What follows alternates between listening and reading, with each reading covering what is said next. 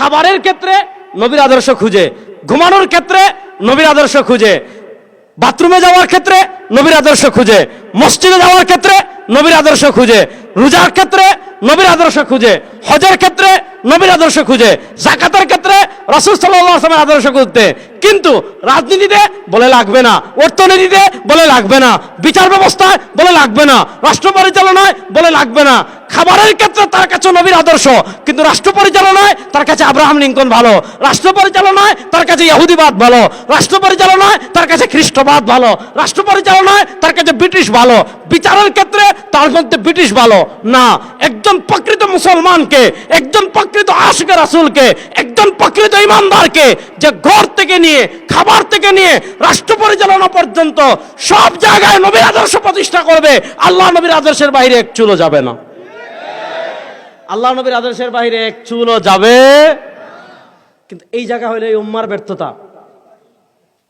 এই শতাব্দীতে এই উম্মার ব্যর্থতার জায়গা কোনটা জানেন?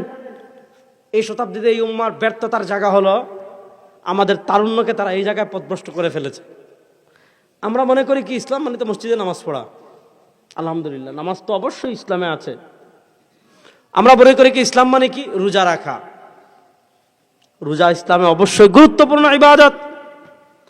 আমরা মনে করি ইসলাম মানে কি হজ করা, অবশ্যই হজ ইসলামের ইবাদত।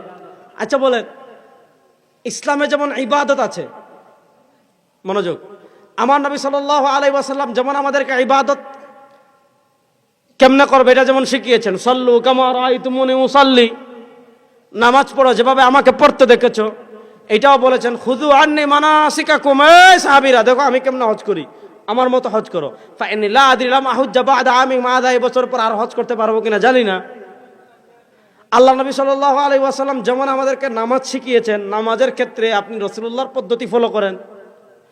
আল্লাহ নবী সাল্লাল্লাহু আলাইহি ওয়াসাল্লাম আপনি আমাদেরকে রোজা শিখিয়েছেন, রোজার ক্ষেত্রে আপনি রাসূলুল্লাহ সাল্লাল্লাহু আলাইহি ওয়াসাল্লামের পদ্ধতি ফলো করেন। আল্লাহ নবী সাল্লাল্লাহু আলাইহি ওয়াসাল্লাম আমাদেরকে হজ শিখিয়েছেন, হজের ক্ষেত্রে আপনি রাসূলুল্লাহ সাল্লাল্লাহু আলাইহি ওয়াসাল্লামের পদ্ধতি ফলো করেন। বিচার কেমনে করবেন? কেউ পাপ করলে বিচার কেমনে করবেন? কেউ অপরাধ করলে বিচার কেমনে করবেন? কেউ খুন করলে বিচার কেমনে করবেন? কেউ চুরি করলে বিচার কেমনে করবেন? কেউ রাহাজানি করলে বিচার কেমনে করবেন? কেউ ধর্ষণ করলে বিচার কেমনে করবেন? কেউ চাঁদাবাজি করলে বিচার কেমনে করবেন? কেউ ইফটিজিং করলে বিচার কেমনে করবেন? কেউ ধর্ষণ করলে বিচার কেমনে করবেন? কেউ দেশের টাকা বিদেশে পাচার করলে বিচার কেমনে করবেন? কেউ ব্যাংক ডাকাতি করলে বিচার কেমনে করবেন? কেউ শেয়ার বাজার ডাকাতি করলে বিচার কেমনে করবেন? কেউ বিদেশে বেগমপাড়া তৈরি করলে বিচার কেমনে করবেন? কেউ রাষ্ট্রের টাকা আত্মসাৎ করলে বিচার কেমনে করবেন? আল্লাহ নবী সাল্লাল্লাহু আলাইহি ওয়াসাল্লামের বিচার কেমনে করবেন, কিভাবে করবেন, কখন করবেন, কতটুকু করবেন, এগুলা সব রাসূলুল্লাহ সাল্লাল্লাহু আলাইহি ওয়াসাল্লাম থেকে বর্ণনা আছে না নাই? এগুলা সব রাসূলুল্লাহ সাল্লাল্লাহু আলাইহি ওয়াসাল্লাম আমাদেরকে শিখিয়েছেন কি শিখান নাই?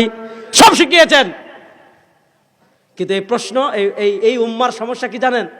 এই উম্মার সমস্যা হলো সব ক্ষেত্রে রাসূলুল্লাহ সাল্লাল্লাহু আলাইহি ওয়াসাল্লামের আদর্শ বাস্তবায়নের তারা চেষ্টা করে না।